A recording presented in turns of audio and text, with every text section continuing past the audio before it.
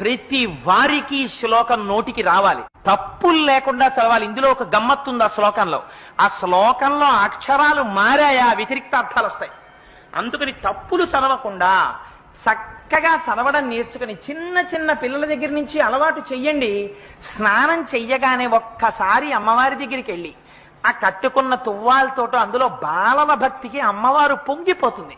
కూర్చుని అమ్మా శరజ్యోత్స్నా సుక్తాం శశియుత జటాజూటమకుటాం వరత్రా సత్రాన స్ఫటిక ఘుటికా పుస్తకరాం సకృన్నత్వా నత్వా కథమివ సతాం సన్నిదదతే మధుక్షీరద్రాక్షా మధురి మధురీణా ఫణితయః అని రోజు అది చదవడం నేర్పండి.